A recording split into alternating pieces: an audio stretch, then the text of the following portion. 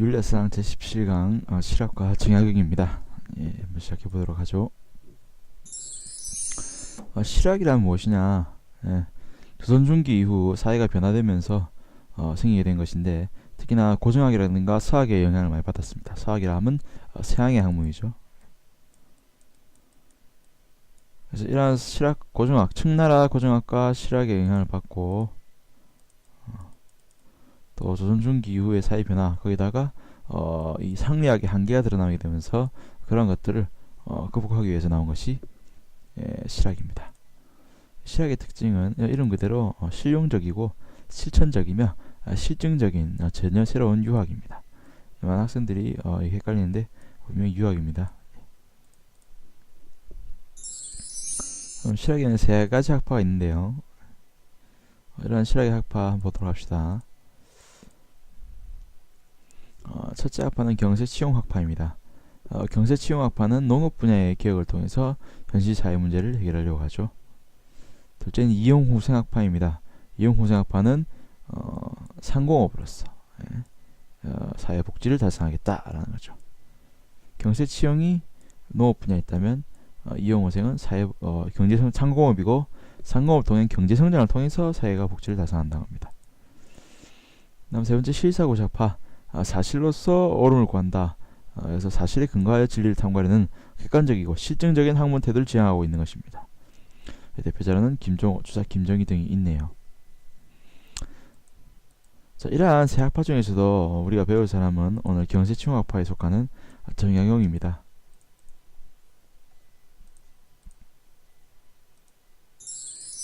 정약용의 실학을 배우게 될 텐데, 정약용 실학의 특징, 첫째로 주희의 성리학적 관점을 비판한다는 겁니다. 주희 성리학이 갖고 있는 한계를 극복하기 위해서 나온 것이 실학이기 때문에 정약용은 성리학의 문제점들을 꼬집어서 비판하고 있죠. 그래서 보다 실천적인 측면에 성리학은 굉장히 너무 난해하고 복잡하고 어려워지고, 또 굉장히 이론적이 되었기 때문에 현실과는 동떨어진 경우가 많죠. 그래서 이런 것들을 극복하기 위해서 나온 것이 실학이기 때문에 당연히 무엇보다도 실천에 보다 중점을 둔다는 거죠. 윤리의 목적은 단순히 이론적으로 정립하는 것이 목적이 아니라 실제 현실에서 그러한 윤리가 지켜지도록 만드는 게 중요한 거죠. 따라서 실천에 보다 초점을 맞춘다. 그리고 또 하나, 욕구라는 것을 원래 주희는 제거의 대상으로 봅니다. 주희의 경우에는 욕구를 제거해야 된다고 보지만, 여기 정약용은 제거가 아니라 오히려 긍정적으로 보고 있습니다. 그래서 욕구에는 우리 삶을 움직이게 하는 어떤 삶의 원동력으로서의 기능도 있기 때문에 완전히 제거할 수 없다. 다만 그것의 욕구 중에서 좋은 욕구를 따르도록 노력해야겠다라는 얘기를 합니다. 자, 그럼 먼저 주희가 어떤 성리학적 관점을 가지고 있는지 그것부터 먼저 한번 알아보도록 하죠. 주희 성리의 가장 기본적인 특징은 인간의 본성이 곧 이치라는 것입니다. 인간의 본성이 곧 이치다. 성, 즉 리라고 하죠. 사람의 본성 속에 이미 이치가 들어있는 겁니다. 우리의 본성 속에 이미 이치가 들어있다. 그럼 그것을 뭐라고 하냐? 그것을 성이라고, 성을 우리는 사덕이라고 알고 있죠. 이러한 성이 드러난 것이 정의입니다. 그렇죠? 성의 내용이 뭐냐? 사덕이고, 이러한 사덕이 드러난 것이 사단입니다. 사덕에서 사단으로 나아가는 형태로 나오고 있죠. 그래서 우리의 본성에는 이치로서 사덕이 들어있고, 그러한 사덕이 외부의 사물에 접해서 발할 때 그러한 사덕을 그대로 발하는 감정, 순수한 감정, 착한 감정을 무엇이라고 보냐? 사단이라고 본다는 거죠.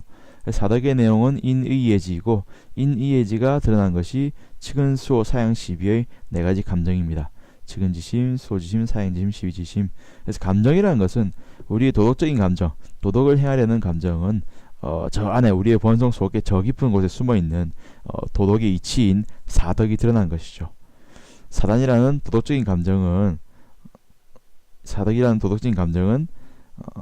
우리 내면 속에 있는, 본성 속에 있는 사덕이라는 도덕적 이치가 드러난 것이다. 도덕의 이치가 드러난 것이 도덕적인 감정이다 라고 말하는 거죠. 순서는 그래서 사덕이 먼저입니다.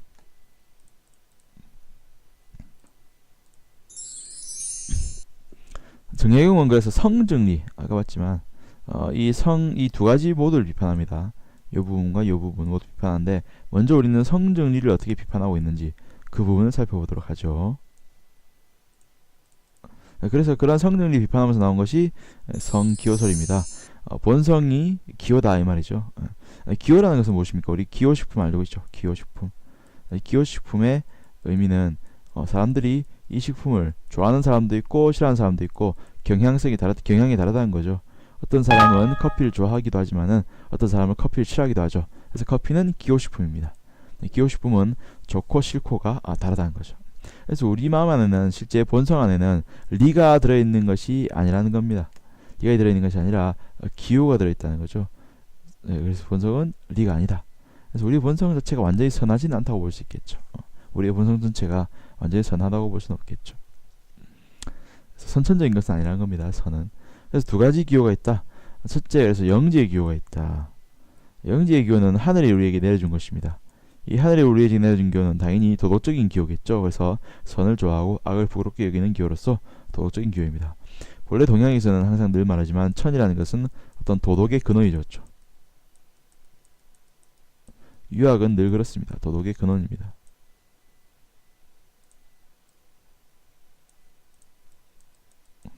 그런 의미에서 이 주의자 정약용은 천을 역시나 인격적인 존재, 신으로 보고 있고 이러한 인격적 존재가 내려준 기호가 무엇이다? 사람에게 내려준 기호가 영지의 기호입니다. 따라서 굉장히 영영한 기운, 즉 선을 좋아하는 경향입니다. 당연히 선을 행할 수 있겠죠.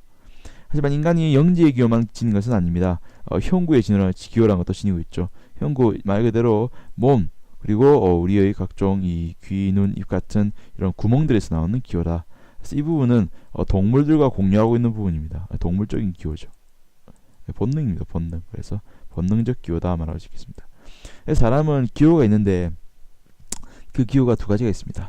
본능에 따르려는 기호와 영지에 따르려는 기호, 이 두 가지를 동시에 지니고 있다는 거죠. 그 중에 영지의 기호, 이것이 바로 정약용이 주목하는 바죠. 우리는 이것을 더욱더 길러야겠죠. 그렇죠?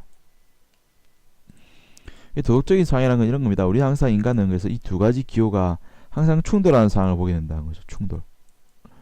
선생님이 이제 지하철 타고 집에 가려고 하는데 집에 가는 길입니다. 그래서 지하철 보니까 자리가 한 개밖에 안 남았어요. 앉아서 쉬려고 하고 있는데 다음 역에서 노인이 한 분 타십니다. 그러면 우리의 몸은 몸의 기호는 무엇입니까? 형구의 기호는 얘기하고 있죠. 오늘 피곤하다. 자리에 앉아서 그냥 쉬자. 모른 척 하자라고 말합니다. 하지만 우리의 마음속에 있는 영지의 기호는 말하고 있죠. 아니야. 노인께 자리를 양보해드리는 것이 도덕적인 것이야. 그게 좋아. 이렇게 말합니다. 그래서 두 가지의 기호가, 두 가지의 경향이 충돌하고 있는 상황이죠. 우리는 항상 이 두 가지 기호 사이에서 갈팡질팡 맞죠? 선택을 해야 된다는 거죠. 당연히 우리가 선택을 한다는 것은 우리에게 선택 권한이 있다는 겁니다. 자, 그것을 우리는 자주직권이라 하는데 그건 좀 이따 알아보기로 하고 먼저 인간에 대해서 볼 때 정의형은 어떻게 보냐? 그래서 인간은 욕구를 가진 현실적이고 혈기적 존재다라는 거 보는 거죠. 그래서 우리가 말했던 아까 기호라는 것은 일종의 욕구죠. 기호, 뭔가를 좋아하고 싫어한다는 것은 일종의 욕구입니다. 그렇죠? 그래서 욕구라는 것이 무조건 나쁜 것이냐 아니라는 거죠. 욕구는 일면 긍정적인 측면을 지닙니다. 그래서 정약용은 우리 인간이 혈기적 존재로서 생명과 욕구를 지닌 존재입니다. 생명체라는 거죠. 당연히 생명체이기 때문에 욕구가 있는 것이 당연한 것이고, 그래서 욕구라는 것이 분명히 나쁜 것이 아니라 그 중에는 행동과 활동이 원동력이 되며 선을 추구하는 욕구도 있다고 보는 겁니다. 그것이 무슨 기호입니까? 저 영지의 기호죠.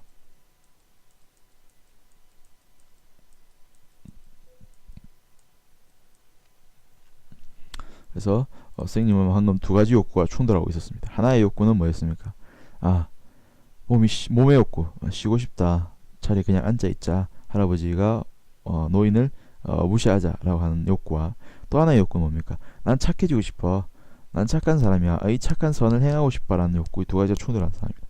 둘 중에 하나를 골라야겠죠. 우리는 선택해야 되는 상황이고, 그래서 모든 인간은 항상 도덕적인 상황이라는 것은 쉽게 되는 것이 아닙니다. 항상 도덕적인 상황은 우리 둘 중에 하나를 선택해야 되는 그런 곤란한 상황이죠. 선택을 잘 해야겠죠. 근데 선택을 잘 하기 위해서는 우리가 일단 선택을 할 수 있는 권한이 있어야 됩니다. 그러한 선택의 권한을 자주지권이라고 하죠. 그래서 하늘은 인간에게 자주지권, 자기가 스스로가 자기의 운명을 선택할 수 있는 어떤 주인의 권리를 지니고 있거든요. 내가 내 인생의 주인의 권리, 이것은 자유롭다는 겁니다. 그래서 자유의지라고도 부르거든요. 자유의지를 지니고 있다는 거죠. 그래서 선을 선택할 것인지 아닐 것인지는 전적으로 우리의 결단에 달려있다는 겁니다. 내가 어떻게 선택하냐, 비켜줄 것인가, 앉아있을 것인가. 이 상황 속에서 선생님이 두 가지 중에서 이 영지의 기호, 영지의 욕구가 이겼어요. 영지의 욕구가 이겨서 선생님이 이렇게 생각합니다. 그래, 비켜드리자. 그래서 비켜드린다는 거죠. 그럼 옆에 있던 아가씨가 듣고 이렇게 보고 그 상황에 대해서 얘기를 하죠. 아가씨가 저기요, 굉장히 예의가 바른 분이에요. 예의 맞죠? 우리 아까 봤던 사덕 중에 인의 예지 중에 뭡니까? 그렇죠, 예죠, 예. 이런 예라는 것은 그래서 우리의 본성 속에 있는 겁니까? 아니면 행위를 통해서 얻게 되는 어떤 명칭입니까? 당연히 본성이 아니라 행위를 통해서 얻게 되는 명칭이란 거죠. 이 성정리의 관점이라는 것이 그런 겁니다. 성정리란 말은 우리의 본성 속에 이미 사덕이 들어있다는 거죠. 하지만 성기호설적 관점이 본다면 우리의 본성 속에 사덕은 없죠. 맞죠? 성정리, 본성이 곧 이치니까 본성이 곧 사덕인 거죠. 하지만 본성은 기호일 수밖에 없기 때문에 사덕은 아직 없습니다. 그렇죠? 그럼 사덕은 어떻게 되는 건가요? 아까 봤듯이 우리가 행위를 했을 때 그 행위가 인하냐, 의롭냐, 예의 바르냐, 지혜롭냐 이렇게 말할 수 있다는 거죠. 그 행위가 있기 전까지는 그 덕을 말할 수가 없다는 거죠. 행위를 해야지만 그것이 인하다, 의롭다, 예의 바르다, 지혜롭다라고 말할 수 있다는 겁니다. 그래서 이의제라는 사덕은 결국 행위 전부터 있는 것이 아니라 행위한 이후에 있게 된다는 거죠. 그걸 설명하는 이론이 단시설입니다. 말 그대로 사단이 시작이라는 표현이죠. 그래서 사단과 사덕의 관계를 주희와 반대로 본다고 하는데 어떻게 되는지 봅시다. 그래서 주희는 원래 사덕에서 사단이 나온다고 보죠. 사덕이라는 본성에서 사단이라는 감정이 나온다고 봅니다. 하지만 정약용은 우리에겐 감정, 욕구밖에 없다. 그 욕구 중에서도 도덕적인 욕구를 뭐라고 볼 수 있겠습니까? 도덕을 행하고픈 그런 감정, 그것을 사단이라 보고, 그러한 사단, 감정에서 출발해서 행위를 하게 되면 행위 후에 그 사람을 보고 무슨 사람, 덕이 있는 사람이다 부를 수 있다는 거죠. 덕이라는 것은 결국 처음부터 있는 것이 아니라 행위 후에 생기는 것입니다. 그래서 행위의 근원은 사덕이 아니라 사단이라는 거죠. 사단이라는 감정 때문에 나 이렇게 인한 사람이 되고 싶어, 저런 행동을 하고 싶어, 저 할아버지께 자리를 비켜드리고 싶어 라는 욕구를 느끼고, 영지의 기호의 욕구를 느끼고, 그런 욕구에 따라서 행위를 하게 되면 어떻게 됩니까? 난 참 인한 사람이야, 난 의로운 사람이야, 예의 바른 사람이야, 이렇게 붙일 수 있다는 거죠. 예의 바른 사람이라는 것은 본성을 보고 말하는 것이 아니라 행동을 보고 말한다는 거죠. 우리는 보통 아무것도 안 하는 사람 보고 인하다, 의롭다 말할 수 없다는 거죠. 인한 행동을 한 사람에 대해서 인한 사람, 의로운 행동을 한 사람에 대해서 의로운 사람이라고 말할 수 있다는 겁니다. 따라서 사덕이란 것은 행위 후에 붙이는 명칭이라고 볼 수 있겠죠. 그래서 사단이 먼저고 사덕은 이후에 생기는 것, 그래서 단시설이라고 부릅니다. 시자는 시작할 시자라는 뜻이죠. 그래서 단이 시작이다 이 말입니다. 자, 내용을 한번 다시 한번 살펴봅시다.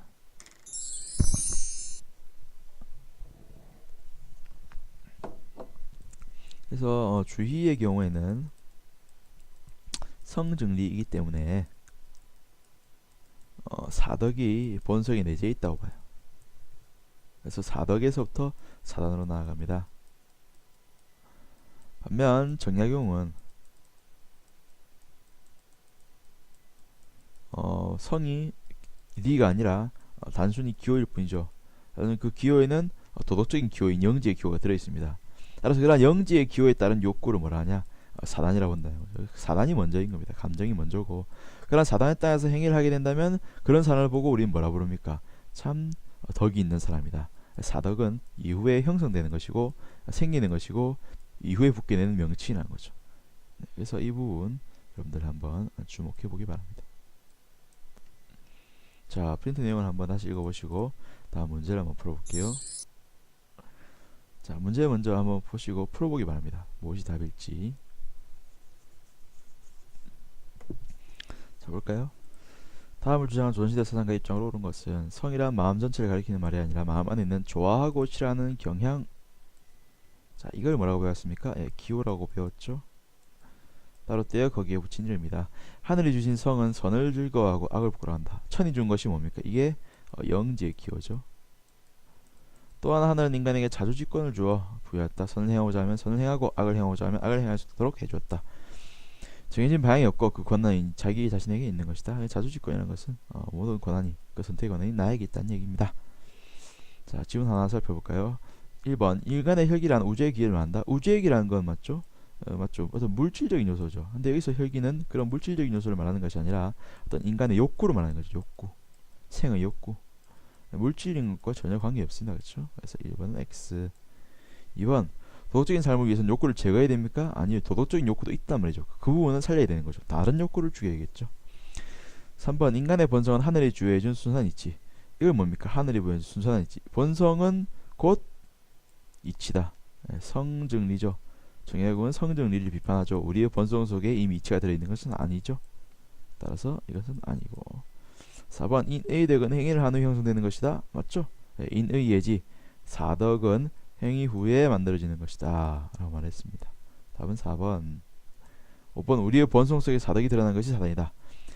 본성 속에 사덕이 드러나는 것이 사단의 입장은 누굽니까? 그렇죠. 주희의 입장이 되겠죠. 우리 반대로 정약용은 사덕이라는 감정을 토대로 행위한 이후에 사덕이 형성된다 라고 말합니다. 답은 4번. 자, 잘 풀어봤습니다. 자, 오늘도 정약용, 실학과 정약용에 대해서 배워봤습니다. 이번 시간도 여러분 수고하셨습니다. 다음 시간에 만나도록 합시다.